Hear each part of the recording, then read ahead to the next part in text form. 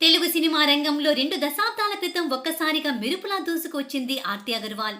'నువ్వు నాకు నచ్చా' సినిమాలో ఆమెకు హీరోయిన్‌గా అవకాశం వచ్చింది. తొలి సినిమాయే సూపర్ హిట్ కావడంతో ఆమె ఒక్కసారిగా తెలుగు యువత మదిలో కలల రాణిగా మారిపోయింది.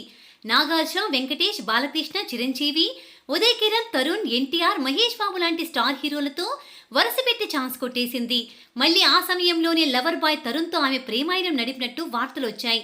ఏమైందో ఏమో ఆ తర్వాత తరుణ్‌తో బ్రేకప్ అయిందని అన్నారు.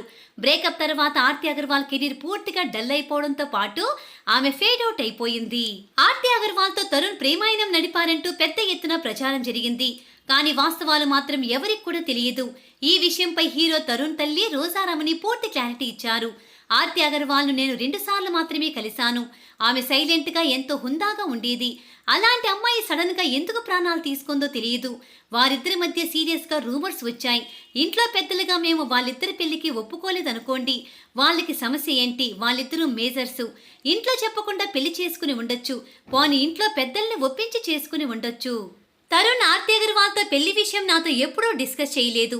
ఈ కాలం పిల్లలు ఇంట్లో ఒప్పుకోకపోతే పెళ్లి చేసుకోవడం మానేస్తారని రోజారమణి అన్నారు. అయితే తరుణ్‌ని మాత్రం తాను హెచ్చరించిన విషయం వాస్తవమేని రోజారమణి అన్నారు. మీ ఇద్దరిపై రూమర్స్ చాలా ఎక్కువ వస్తున్నాయి. అమ్మాయితో క్లోజ్గా ఉంటే బయటకు అందరికీ తెలిసేలా ఎందుకు ఎక్స్పోజ్ అవ్వడం? కొంచెం జాగ్రత్త అని హెచ్చరించాను. ఆ తర్వాత వాళ్ళిద్దరూ కలిసి నటించలేదు. ఆ అమ్మాయి మరో వ్యక్తిని పెళ్లి చేసుకుంది.